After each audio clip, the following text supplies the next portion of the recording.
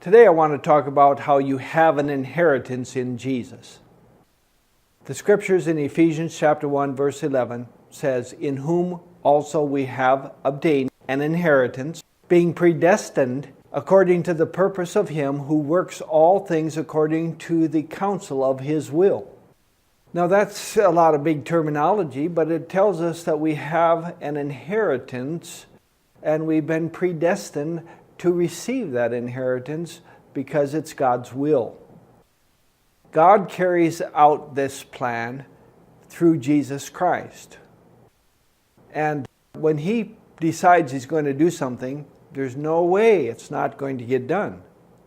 And so what this is, He says you're going to have an inheritance in Christ Jesus. And that inheritance is given because Jesus went to the cross and died for you and is risen again and now sits at the right hand of the Father to distribute this inheritance to you. God's plan was to appoint Jesus Christ to include those who believe to be His own special people. It's called the family of God, the children of the Most High God. The Message Bible says it this way: it's in Christ that we find out who we are and what we are living for. Long before we first heard of Christ and got our hopes up, He had His eye on us, had designs on us for glorious living. It's no mistake. God planned this all out from the beginning of time, that whoever receives Jesus will now partake in the family inheritance. In other words, all God has is yours, and as long as you give Him all that you have. Your heart, your obedience, your willingness. God chose you to be His people, united with Jesus, because of His own purpose. He had something in mind. He wants you to represent Him in this life. He wants you to carry out the plan He has ordained from the foundation of time.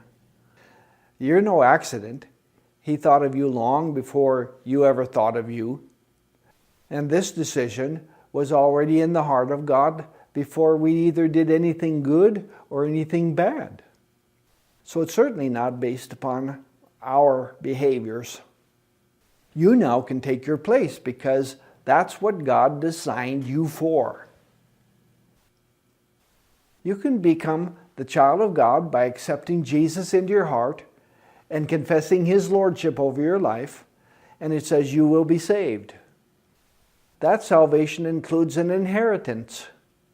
You get all that God has. Wow, that's pretty awesome. That's a full slate. And what did we do to deserve it? Well, an inheritance isn't a deserved thing. It has to do with who you're related to. So as long as you're a child of God, you're good. You're included. And so now we take our place. God designed us to live this life in the benefits of being a child of God, in knowing Him and having His benefits flow in us and through us every day. I want you to take this thought with you.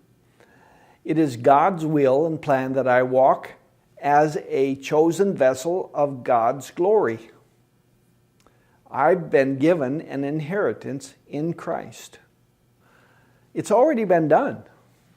You are a child of God, and so receive the inheritance and live it out on this earth. Why? Because you're a king's kid.